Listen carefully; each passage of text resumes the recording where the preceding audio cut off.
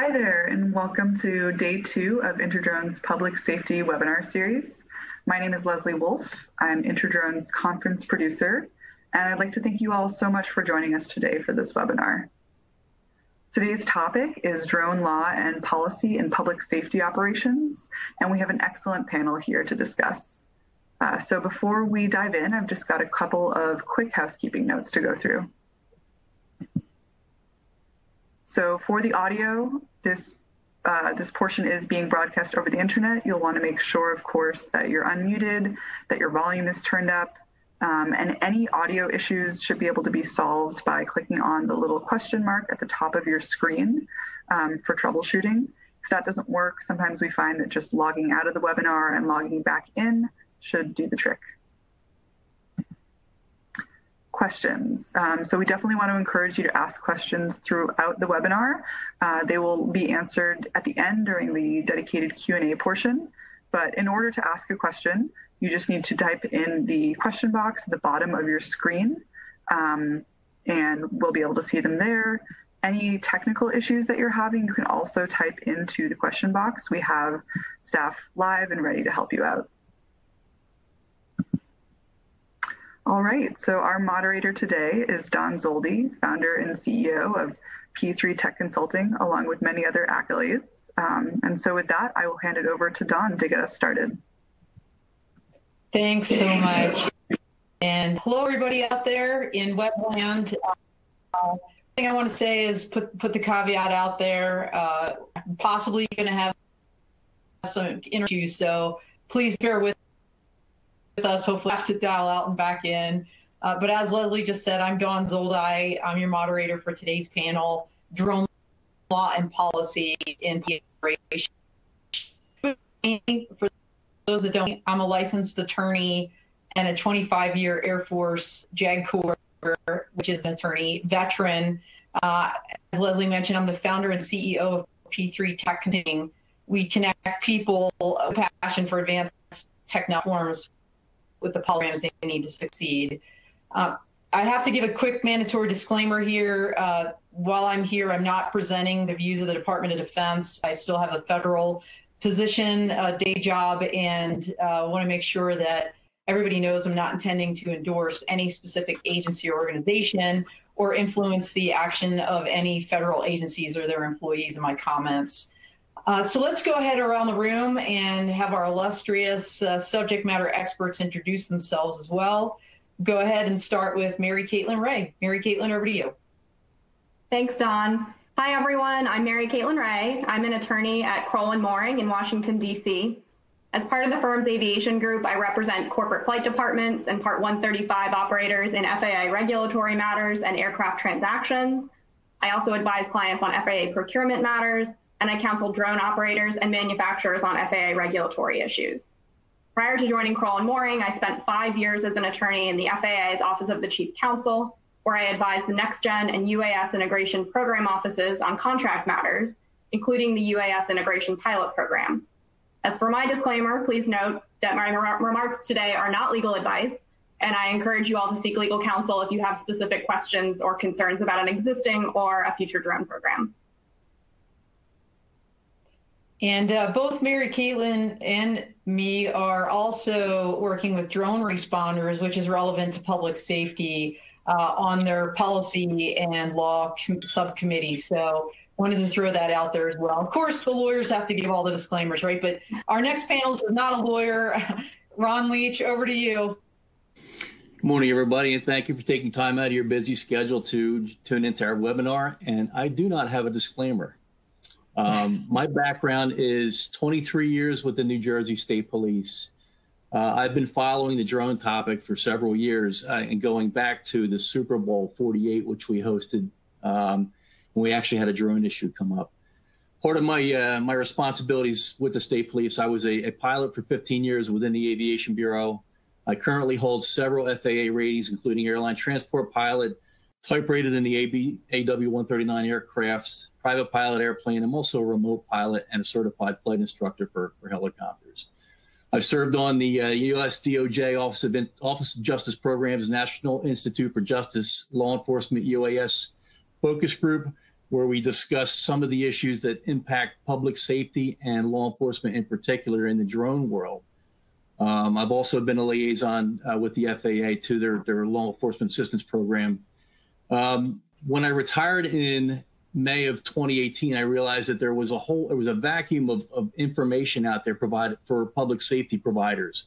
So Leach Strategic Partners entered the market and able to provide some guidance for 107 operations, and also for operators to understand that they're going to become licensed pilots in the eyes of the FAA and the National Airspace System. Part of that guidance is understanding what their roles and responsibilities are, counter UAS issues, and also how to handle an encounter when you have a drone in the field. We'll get into some more of the details later on, and then back to you, Dawn. All right, awesome. Thanks so much. So everybody out there, we're going to talk today about what I'm calling the public safety trifecta, right? So security and privacy. And our goal today is to provide you not just academic information, right, but real world practical information and resources. So let's go ahead and jump right in. We're going to start with Ron here and talk a little bit about how drones can be used as a useful public safety tool, of course, saving time and manpower and resources, and ultimately saving lives. So let's flip some drones for good stories and the legal and policy challenges that public safety groups face, even in those moments of goodness. Ron, as a career law enforcement professional, can you tell us a little bit about such a public safety incident that you were involved in where a drone was a value-added tool, and some of the legal and policy issues you faced in that particular operation? Sure. So when an agency uses drones, when they bring drones on as part of their response capabilities, it really opens up a whole new world. An agency or department that never had access to an asset now has at their hands an aircraft that they can deploy rapidly. A recent case I was involved with was Salem County, New Jersey. They were looking for a missing person. They'd been missing for a little while, and some of the search areas were pretty vast, a lot of open fields, a lot of marsh and meadows. Certainly couldn't get to it by foot easily, and if somebody who wanted to make themselves disappear would find it easily to hide out, where in some of these areas. So what the drone was able to do was cover these search areas with less staffing and quicker results, and able to move on to different areas that had yet to be searched. And what were some of the legal and policy challenges you faced in that particular operation? So it was, for those that don't understand the drone world yet, there's two rules that you follow. It's either 107, Part 107 from the FAA, or you operate under a Certification of Authorization or Waiver, a COA. During this particular search, we had a mix of operators in there where the 107 operators are free to pretty much fly their area for their search grid without any additional reporting requirements. Having the COA operator come to the table and be part of the search, we had to accommodate some of their notifications that were required to be made by the FAA, and understand what their limitations were. They weren't able to just pick up and go. They had to make certain notifications and follow up as part of the requirements that they fall under with their COA. For instance, they had to issue a NOTAM to fly before they were able to conduct their search area, where the 107 operators were able to just go right out and conduct their search. However, they were a value-added tool. One more aircraft actually minimized the search time and area. Okay.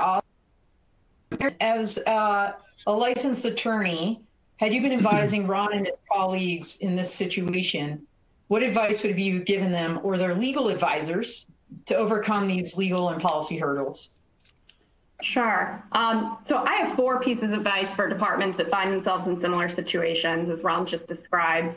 The first is that it's important to choose the regulatory framework that's best suited to your mission and that will offer maximum flexibility. As Ron just noted, most public safety agencies are operating small drones, or drones that weigh less than 55 pounds with payload, under either Part 107 or under a COA. Both of these FAA rubrics can provide flexibility depending on the circumstances of a given operation. A COA, for example, can provide more flexibility for complex operations because the operation is not subject to the restrictions of Part 107. This means that many maneuvers that would otherwise require a waiver under Part 107 can be conducted without a waiver under a COA. However, this flexibility comes with a greater burden in terms of planning, maintenance, certification, and reporting, which Ron just spoke about, which can be difficult and costly for organizations without significant experience in aviation. Part 107, on the other hand, can provide more flexibility for basic operations that occur in daylight conditions and in Class G airspace.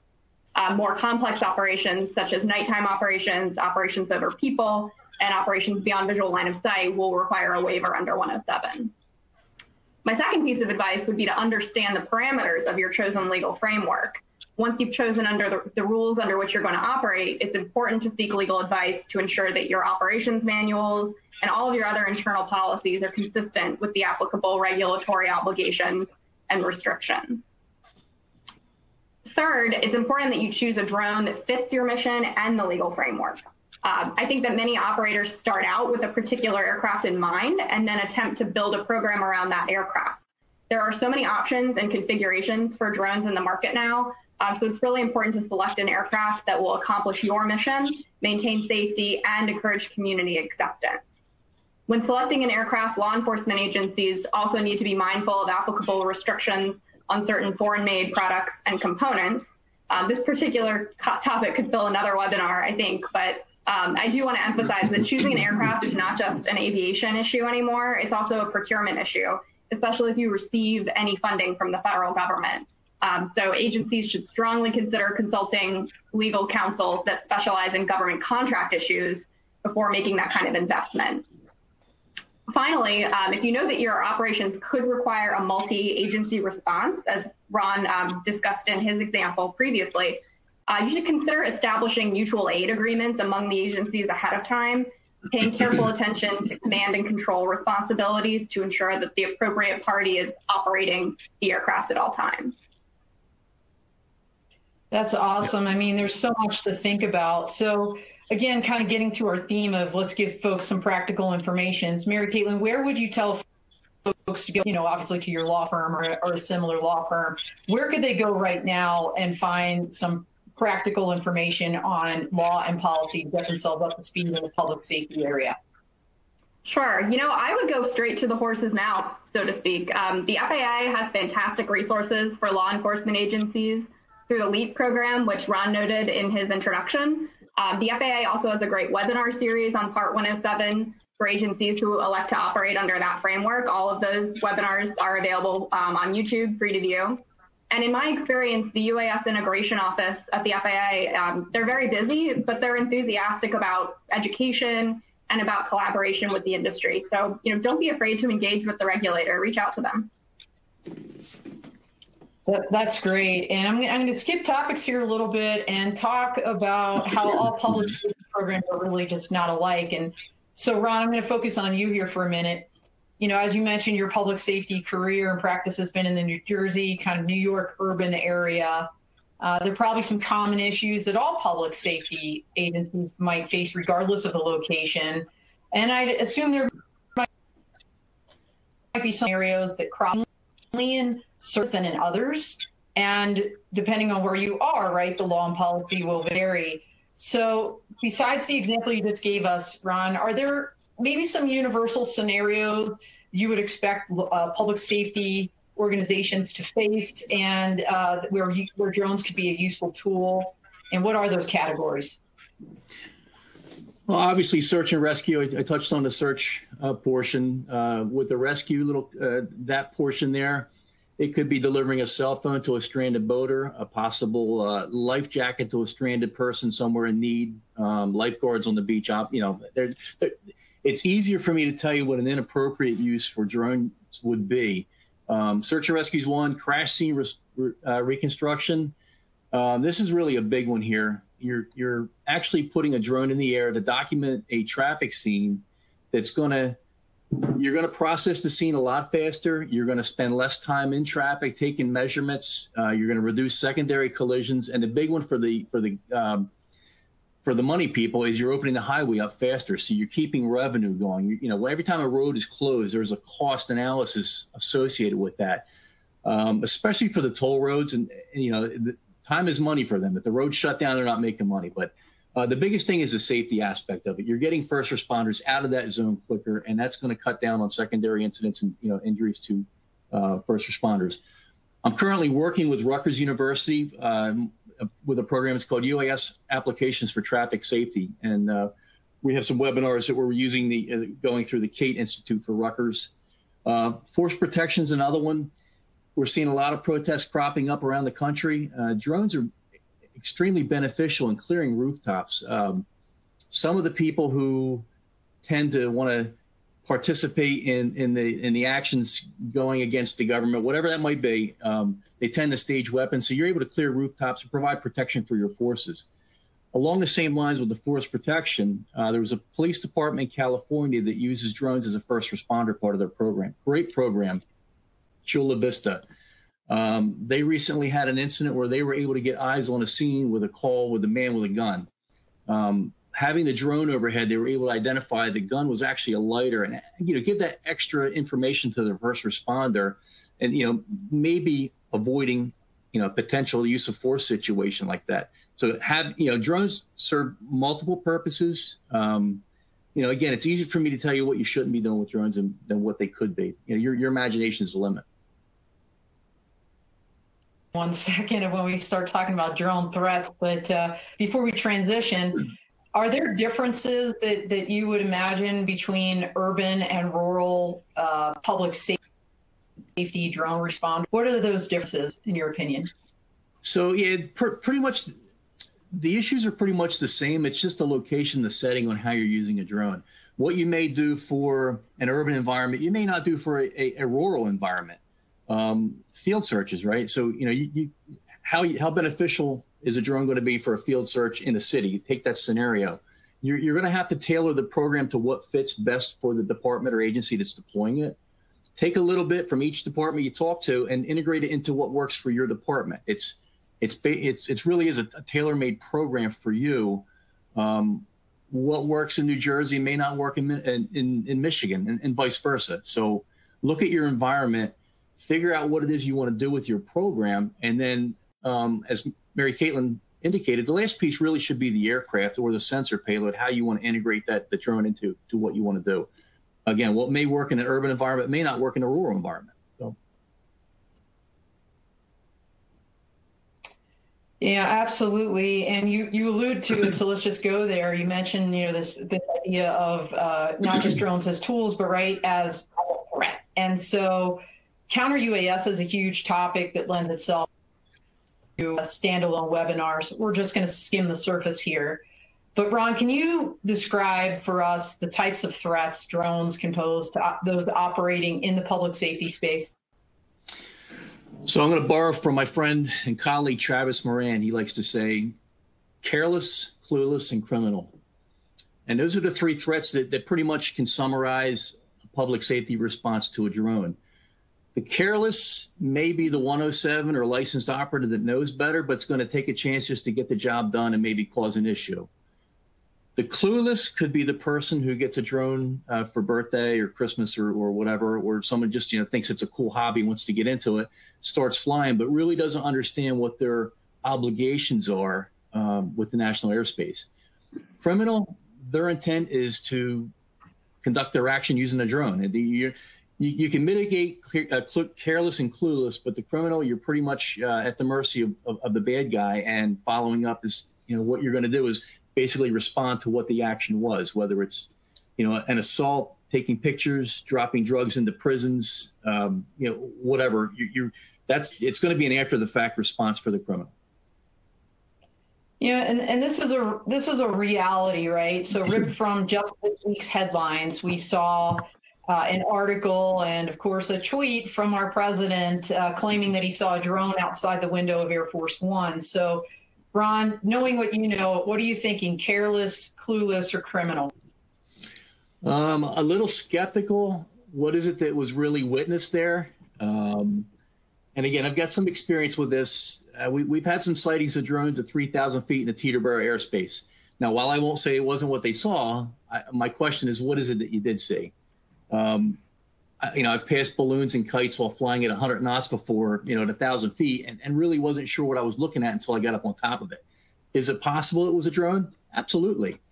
But it raises a couple other issues. If a drone got this close to Air Force One in the United States, that's a big blunder as far as the security goes. And I kind of wonder, it makes me wonder if it was a drone. If a drone can get that close in the United States, what can happen to the plane outside of the United States? His safety is the president, no matter who it is, their safety is a concern. And if this went undetected, it just raises a lot of questions. So I'm watching this one. I want to see what the result's going to be.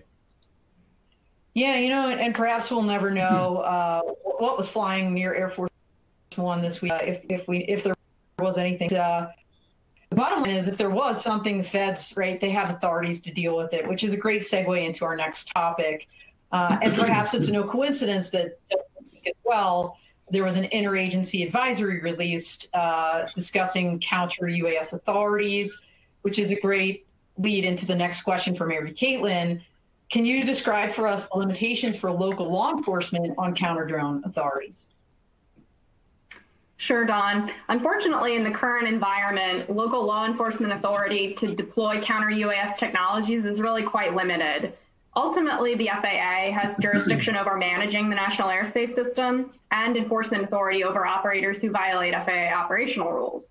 But law enforcement agencies are charged with maintaining public safety. So even though the FAA has recognized in its guidance that law enforcement are often best positioned to respond to unauthorized or unsafe use of drones in their communities, law enforcement are faced with a situation where they may have the responsibility but not the authority to do what needs to be done in certain emergency situations. Case in point, to begin with, Congress has exclusively authorized the Departments of Defense, Energy, Justice, and DHS to engage in limited counter-UAS activities. No other entities have been granted this authority at this point. So local law enforcement agencies need to be aware that there are federal laws that may prevent, limit, or penalize the sale, possession, or use of UAS detection and mitigation capabilities, which are collectively known as counter-UAS. Detection capabilities, which are systems that detect, monitor, or track drones, could implicate a number of federal statutes, including the Pen Trap Statute and the Wiretap Act, for example. Mitigation capabilities, which can be non-kinetic, such as jamming measures, or kinetic, such as projectiles that are meant to physically disrupt the UAS. Think of the Kentucky drones layer a few years ago. These can implicate a host of federal laws, including the Computer Fraud and Abuse Act and the Aircraft Sabotage Act. So really, the implications of using counter-UAS technology can be extremely broad, and it can trigger federal laws that don't necessarily seem on point, that apply to physical destruction, radio communications, and airspace. And because the focus so far has really been on providing federal law enforcement with the counter-UAS tools that they need, non-federal law enforcement agencies are now quite boxed in because they've kind of been left out of that effort. The advisory that you noted, Dawn, summarizes many of these applicable laws, and I highly recommend that law enforcement agencies review that advisory and seek FAA and FCC counsel to evaluate these issues. Finally, I will note that even remote ID, which I know we'll get into later, once that rule is implemented, it will allow law enforcement agencies to immediately be alerted electronically to the presence of a particular drone. They'll also be able to receive information about the registered owner. But this is only the detection piece of the larger counter-UAS puzzle. And as we just heard from Ron, where you're dealing with the third C, the criminal folks, the folks who you really want to be able to mitigate with counter-UAS, those individuals are probably not transmitting anyway. So once again, we're really at their mercy. And remote ID currently as drafted doesn't give law enforcement agencies the authority to disable or to threaten, to mitigate a threatening UAS, which would be the final piece of the puzzle. You're exactly right, Mary Caitlin. And what I would commend to the audience is to review that advisory that we're mentioning here.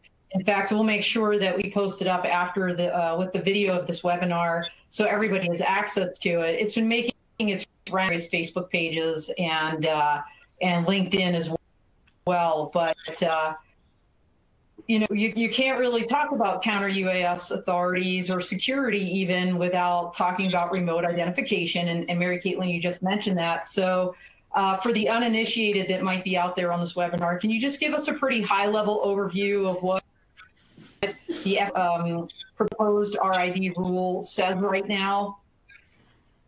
Sure, Don. I'll try to keep it short and sweet on this hot topic. Last December, the FAA issued a notice of proposed rulemaking, or an NPRM, for remote ID of UAS. Once implemented, this long-awaited rule is going to require almost all drones flying in the U.S. airspace to transmit certain identifying information. The proposed rule requires drone operators to transmit remote ID messages to a third-party service provider known as a remote ID service supplier, either over broadcast and internet for standard remote ID, or over internet alone for limited remote ID. And I'll explain in a minute the difference between those two categories. Drone manufacturers, in turn, will be required to design and produce drones in accordance with the performance requirements of one of those two types of transmissions, either standard or remote. So drone operators will ultimately need to meet the rule's transmission requirements in one of three ways. The first is through standard remote ID, and a drone equipped with standard remote ID will be capable of transmitting the identity and location information via internet connection to a remote ID service supplier and via direct broadcast from the drone. The second way would be via limited remote ID, and a drone equipped with this capability can transmit via the internet, but not through a direct broadcast. Operators flying limited remote ID drones will not be permitted to fly more than 400 feet from the control station. So this effectively prohibits beyond visual line of sight operations using a limited remote ID drone. The last option for compliance is to fly under the limitations for exempt drones. And so the FAA envisions that the vast majority of commercially available drones on the market will fall into either the standard or remote categories. Drones under 0.55 pounds, so really teeny tiny drones, and certain amateur drones will not be required to comply. These types of drones will be prohibited from operating beyond visual line of sight, and they will only be able to be operated within an FAA-approved flying field. So no more backyard operations with these types of drones. I'll conclude with a note about remote ID and privacy, since it's one of the themes of today's webinar. Remote ID messages will contain the identity of a drone, the location and altitude of the drone, and the control station, a time mark, and an indication of the drone's emergency status. That's a lot of information that will really allow folks to pinpoint exactly where a remote pilot is at a given point in time. The drone's identity will consist of either the serial number assigned by the manufacturer or randomly generated code that's assigned on a per-flight basis known as a session ID. This session ID is meant to provide additional privacy to drone operators who don't necessarily want their drone serial number to be accessible to the public, because the serial number is of course linked to the FAA registry, which could provide certain PII. Industry stakeholders have voiced some serious concerns that the government and the general public will have unbridled access to flight and identifying information through remote ID. And although the session ID alternative does acknowledge some of the privacy concerns, I'm not sure that it will go far enough to really allay public concerns over the dissemination of identity and location information. In terms of timing, the FAA has consistently maintained that they are on schedule to release a final rule by the end of 2020. So sometime before December 31st, we will see a final rule. Once the final rule is released, drone manufacturers will have 2 years to comply with new design requirements, and owners and operators will have 3 years to comply with the operational aspects of the rule. Since we're talking about practical tips here, anybody, if you have not read the proposed rule and you're out there, you should you literally Google FAA Notice of Proposed Rulemaking Remote Identification. It will pop up. It will send you to the right website, and you should read. Dense read. It's about 183 pages, I think, in the longer PDF columns. It's much shorter, but it's tiny letters. But yeah, significant. They got 53,000 comments, I believe, to that rule when it closed out. The period closed out in March. And so, and then, of course, COVID hit, right? So we're still going to come in December, and that remains to be seen. Should be a happy holiday for some of us reading through the final rule, if that is the case, kind of like last year when it came out on New Year's Eve, the proposal. Ron, as a law enforcement expert, what does the RID rule as proposed right now, does it give you what you would need to do your job? I do think it's a good start, but there's going to be a lot of debate as far as the privacy issue goes. The data is only going to be as good as what's put in there. So if you had somebody that registered a drone, sells it to someone else, doesn't register to the drone, the FAA would have to catch up with that information. The other thing also is how much access can we have? Is there Fourth Amendment issues that touch on what's publicly available and what may not be? You have to have some privacy protections about that. And also, what is going to happen when someone has a violation, calls the FAA, and they say, call law enforcement? There's a little bit of a vacuum right now for training for law enforcement to understand how they can access some of that information. Currently, the LEAP agents that are assigned throughout the country can provide you with information for privately available drones if you give them the number. The commercial people have their tail numbers listed on their aircraft. You can just check that yourself in the field. But law enforcement, to get access to the personally identifiable information, has to go through a couple of extra steps. And again, right now, there's a little bit of a vacuum. So when this rolls out and the response is going to be call law enforcement, we're going to have to play catch up with training the first responders in the field, how they can access this information and how to use it in an investigation, or to, address that clueless or the careless person. Yeah, absolutely. And we talked about operator safety, but, on the other hand, for the officer safety, right? When you roll and you can run their plates, you get a lot more information than you would even from the triangulated message elements and FAA registration information. So in other words, you wouldn't possibly know that the person could be a violent criminal with outstanding warrants. Is that correct? Yeah, that's correct. The FAA they're an administrative agency. They're not a criminal agency. They wouldn't hold any records like that. So that would be another area where if a drone is tied to an operator who may be, a violent, offender, we wouldn't have that information. I did see something in there that there was maybe, it could assist the officer in making use of force decisions when that's clearly not the lane that this should be in. This is for information exchange only for a violator, to get law enforcement a starting point how to investigate a crime like that. I think it's going to need to take a legislative solution to reinforce some of these FAA rules. I'm not the kind of person to say, just complain, have a solution. So, we need to work with some lawmakers to get, in addition to the FAA regs, give law enforcement first responders the tools they need to be able to respond to non-compliant drone issues. Yeah, absolutely. And so I think now we're all tracking the various limitations, whether it's on the authority side and the ability to even do anything, and then the means to mitigate it as well. So do you see a viable way ahead, Mary Caitlin, for local, public safety agencies vis-a-vis counter-drone? I think in the near term, public safety agencies are going to be relying on leveraging the final remote ID rule to the fullest extent. As we've discussed, remote ID is only going to solve the detection issue and maybe not even to the full piece of that issue when you're trying to track potentially criminal actions.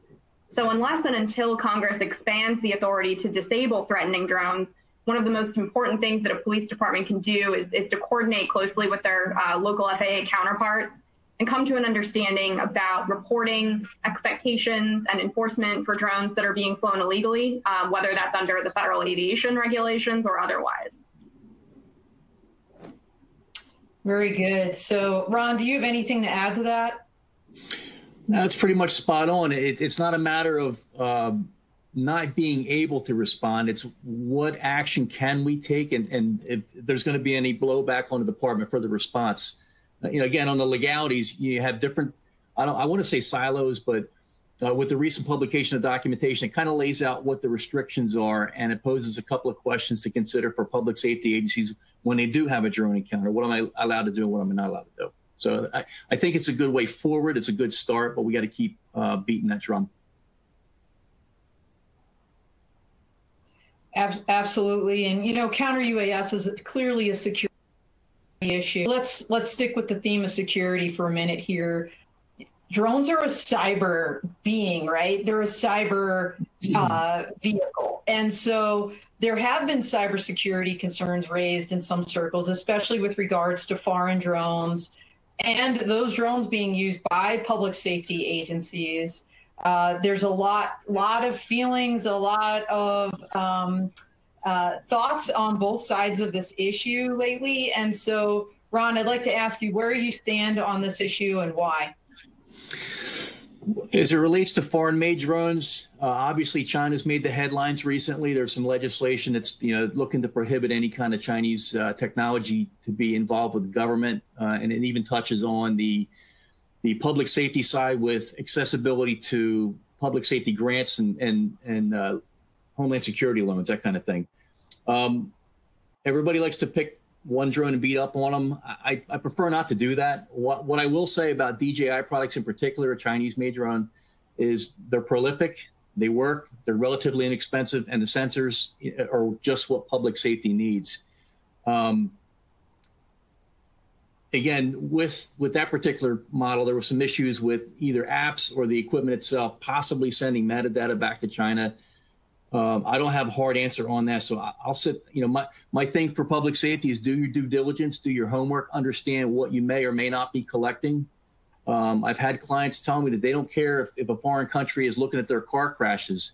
Well, on the flip side of that, if you're a public agency using drones in your operation, you're gonna experience what's called mission creep. And what that is you start out wanting to use drones for crash scene reconstruction or search and rescue. That's all great. But sooner or later, you're going to realize the value of drones, and you're going to start spreading into areas that may be a homeland security concern for you or a critical infrastructure location. So you have to understand what you're doing with the aircraft, where that data is going, how it's being stored, and what the impacts could be if it were to leak out. Well, to tag on to that, how would you recommend to these folks out here how they should protect their? I would handle it just like they're doing now with their computers. What's going on with those databases? Automated plate readers. Drones is just a new technology, but it's already using what we're using in the field now. We're already using computers to do our reports. Your security should be based on what your agency policy is, and they should be engaged in what the best practices are for the industry. So, Mary Caitlin, let's ask you. Go to you. As great. So what protocols other agencies use when it comes to protecting them and securing it? Sure. I'll approach this from a litigation risk angle. If a reviewing court is going to decide the legality of police use of drones to monitor, search, or gather some type of electronic data, that court is going to look closely at the facts surrounding the situation, applying existing legal principles to determine whether that use was reasonable under the circumstances. I think a great starting point for public safety and other agencies is to be responsive to this kind of inquiry in a preemptive way internally by developing a specific plan for the storage and dissemination of data that's being collected by their drone fleet. While there's not necessarily an industry-specific standard data protection plan out there, I think the most important thing to do is to establish and follow that plan, whatever that is. The plan could specify, for example, the retention period of the data, how the data is being stored and protected, who has access to the data and under what circumstances, for what purposes the data can be used by the department, and to what other persons or agencies that data may be disclosed and under what circumstances. And this piece ties back to Ron's example that kicked off our webinar today with the multi-agency response. This is especially important when you're working with multiple agencies because you may not be operating under the same data retention policy as another agency working on the same case. And this is where internal and external communication is even more important so that you can decide who has operational control and who is responsible for storing and protecting the data. All these issues so blind, you really can't talk about security and in particular cybersecurity without talking about privacy, right? So let's pivot to that, and let's law enforcement in the context of privacy. We all know many states have laws on their books that prohibit law enforcement from collecting either evidence or information using a drone without a warrant. So Ron, let's talk to you. Privacy is something you got, in our context with Ultra and just offline. As a law enforcement professional, what advice would you have to your colleagues on how to best protect privacy in drone operations? Yeah, so Mary Caitlin had a great point. When you have multiple agencies in there, who's controlling that data? So I can speak for New Jersey, and I would imagine the other states are somewhat similar in how they disseminate directives from state level. So in New Jersey, the state attorney general sets law enforcement guidelines for any kind of data collection, retention, and if warrants, if it's appropriate, you should be getting a warrant. Especially with the ability for drones to inadvertently capture something. So if you're out on a search and you happen to see a body somewhere, at some point you got to call timeout. It's no longer a search for whatever. We now have a potential crime scene here, and you have to back up. So the state attorney general will set those guidelines of what the response policy should be for data retention, facial recognition software, and here's something that does come up is the use of force. The FAA already prohibits the use of force from aircraft. It's just spelled out in a different manner. You can't deploy anything from an aircraft that's going to cause injury or property damage. So that pretty much covers drone use and even non-lethal force. Non-lethal force would be something like OC spray, like the pepper spray that's used. The injury may be temporary, but it's still considered an injury. You can't deploy any kind of use of force. And this is where laws need to be consistent throughout the country, starting with the state level by addressing, all these, not only for data protection issues, but, use of force issues as well. Great. And just pivoting, I'm sorry, I was looking at the Q&A. We've got a lot of questions and we're running short on time. So I'm going to go to Mary Caitlin, and what we might do is go to the questions. And then if we have some leftover time, we'll go back to some of these other thoughts that we had thought we were going to talk about. But Mary Caitlin, before we go to the questions, what processes can be built into public safety or commercial drone programs to ensure privacy on the back end after operations? You alluded to it a little bit earlier, retention, dissemination, things like that. But what are your thoughts there? Sure. I think as a complement to developing a data retention plan, as I mentioned earlier, public safety and commercial operators should consider maintaining post-operation reports that address the key facts of the mission. We're talking the who, what, when, where, why, and how.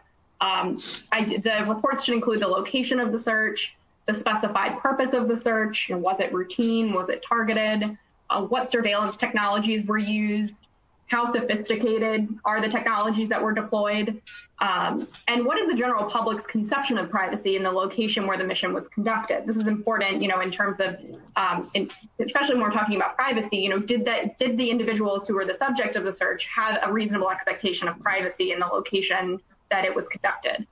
This not only helps the organization track and monitor internal compliance with their established operating policies, but it also helps demonstrate to the public that the organization is serious about privacy compliance in all of its missions. On the retention and dissemination side, I'd also recommend that organizations follow the data retention policy that we previously discussed as part of data protection, and also consider conducting routine audits to ensure that that policy is being followed after each and every mission. All right, great. We're going to just talk for a minute here before we go to Q&A about public acceptance, because when you think about security and you think about safety and privacy, the trifecta, all that plays into public acceptance. And we've been talking about some good drone use cases. We've been talking about potential threats. We know that law enforcement, looking at the headlines, has used drones in, I will call them novel ways in the recent past, including with COVID-19, right, in the pandemic. And every single time there was serious public blowback, whether it was the temperature taking drone that was attempted in, I think it was Connecticut. You had Reapers flying over, and it wasn't law enforcement. I believe it was a federal agency flying Reapers over protesters or riots, however you want to call it, in Minneapolis. There was also, I guess, a law enforcement agency used drones to surveil a nudist beach, right? all of these things, all of these uses had public blowback. Ron, I want to ask you, a little bit about Ultra and the goal of educating these stakeholders about drone safety, trying to increase acceptance for the public safety agencies using them for these non-traditional uses. Yeah, so Ultra is the Urban Low Altitude Transport Association. It was founded by Ray Adams. He's the executive director. He's also an air traffic control pilot up in the Newark Tower area. And the reason for the formation of Ultra was to get some acceptance into unmanned aircraft systems and also the future of urban mobility. In order to get the public to buy in, they need to understand what it is they're looking at. How is this new entrant into this ecosystem, this busy airspace environment? What's that going to look like? Is it going to be creepy, or is the public going to embrace it? So Ray understood the traffic patterns and the high volume of aircrafts that operated in that area. And my experience operating in that area as a law enforcement helicopter professional, it was pretty busy. So you see some of these newer technologies want to integrate into this ecosystem and kind of like push their way in, but to accommodate it, they need to understand what that looks like. So Ultra is trying to promote inclusion, bring these new entrants into the ecosystem, have them understand how it operates, and lead a pathway to integration for the people who understand how it works. So that way, the UPS guy pulls up with his van. If he's launching drones, who's overseeing? How are they going to integrate that into the airspace? How are they going to communicate to the public that, hey, we're going to be doing drone deliveries in this neighborhood today? Well, what does that look like? So Ultra's trying to get in front of some of these issues that may come up to get the public buy-in for urban mobility and package delivery, and whatever other integrations that are going to be part of our day-to-day life in a not so distant future. Yeah, I mean, for sure, integration is key to public acceptance. Once this gets normalized, we have the infrastructure set in place and a plan for urban traffic management. Mary Caitlin, let's just 2 minutes here, real quick. What's the importance, in your opinion, of positive on commercial drones in general?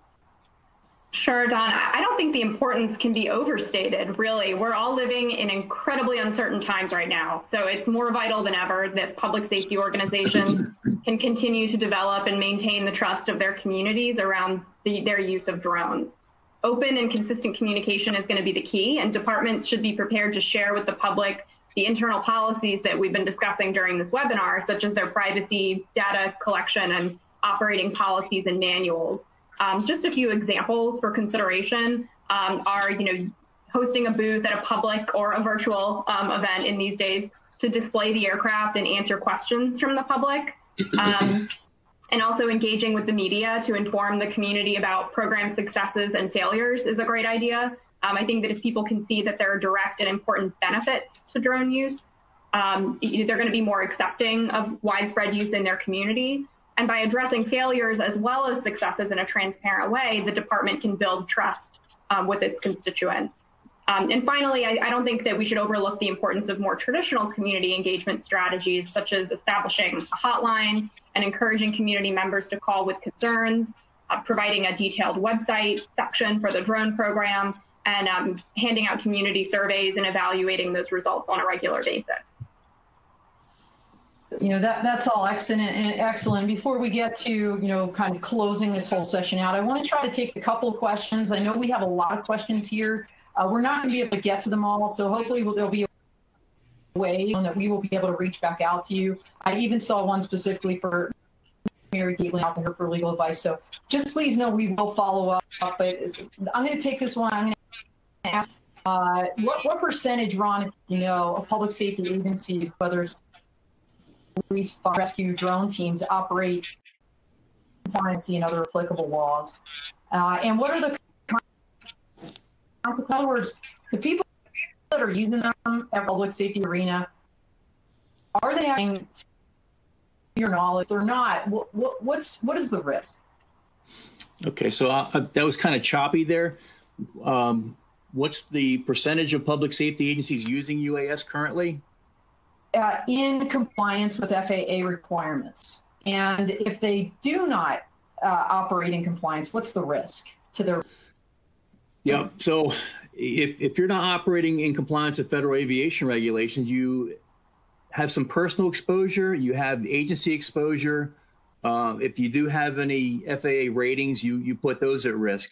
First of all, if you're a public safety agency, you're supposed to be the law enforcement component there, and you're not operating within the bounds of the laws you're supposed to be upholding, you're pretty much wrong right out of the gate. It's not hard to follow FAA guidelines and regulations. It's just understand what it is you're getting yourself into. When you start operating UAS, you are an airman in the eyes of the FAA, and you're operating an aircraft.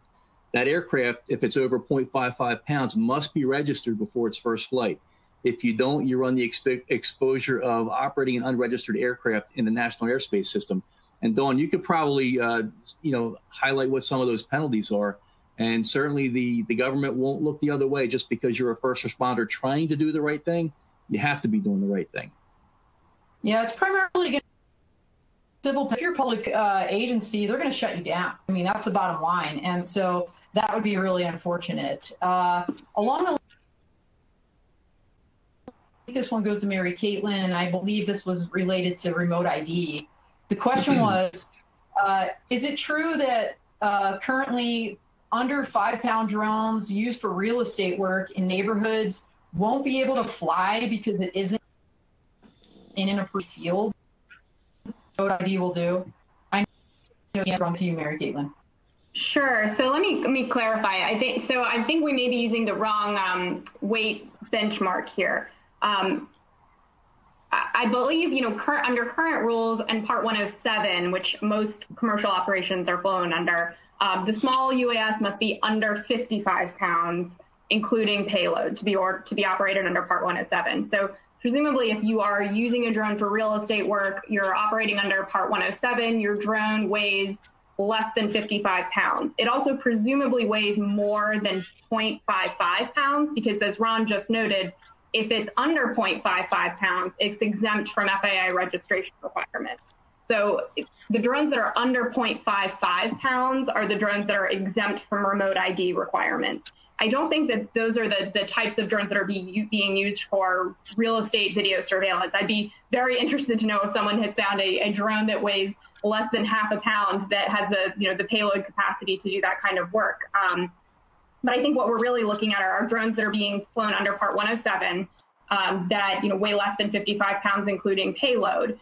Those would be subject to remote ID, and there wouldn't be necessarily any location restrictions. They wouldn't be limited to an FAA-approved flying field because, by virtue of being over 0.55 pounds, they would be required to comply with either standard or remote ID. So I have a question. It's kind of for both of you, but we need to be quick because I really want to get to your 30-second elevator pitch at the end here and wrap this up. The question is, let's assume local law enforcement owns a legal drone detection system, and they have the ability to locate both the drone and the pilot. What authority would that agency have if a pilot flies a drone over a crowd, like a criminal action, dropping bleach, or even just being clueless and careless?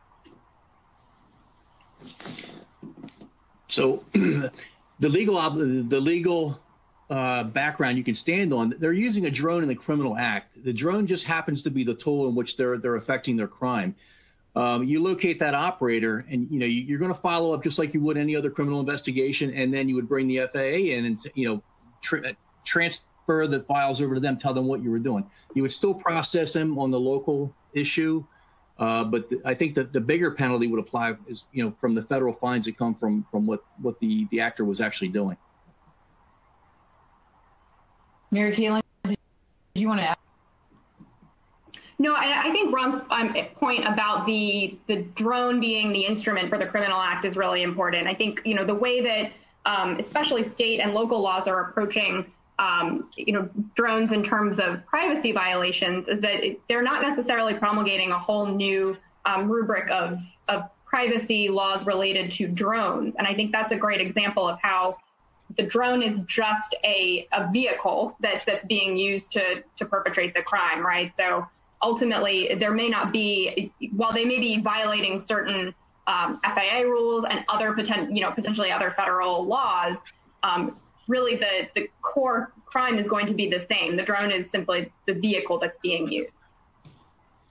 And I'm going to just take this one last one because somebody also asked what Ultra was. And what we'll do, hopefully, be able to post up again with this video, the Ultra website and Mary Caitlin's law firm website, to the extent y'all want to get in touch, maybe Ron's website as well for his Leach. This is a viability question, right? This question is, with the increased use of CCTV, closed circuit TV, is that going to be a threat to the drone industry sector? I'm sorry, a threat to the? To the use of drones in the public safety sector. In other words, CCTV is so pervasive. Do you need a drone program? So it's interesting you say CCTV. So when I talk to potential clients, I kind of, a drone is really a blur between a pole camera, static mounted camera, a police aircraft, or a patrol car, right? It's a blend of all three. You know, it's a way to be, you know, have eyes on different locations. As long as you're authorized to be there, you're allowed to see what's in the purview of that camera. So I don't see it as a threat to UAS. I do see it as maybe a complement. If something's being captured on a street cam, like there's drug deals that go down at a certain time of day or whatever, you can probably pick up a little more data by using a drone doing flybys that way. But I certainly see it as a complement, not a threat. Awesome. Okay, we're down to the wire here. Being former military, program in the plan. So let's go ahead and get your 30-second elevator speech.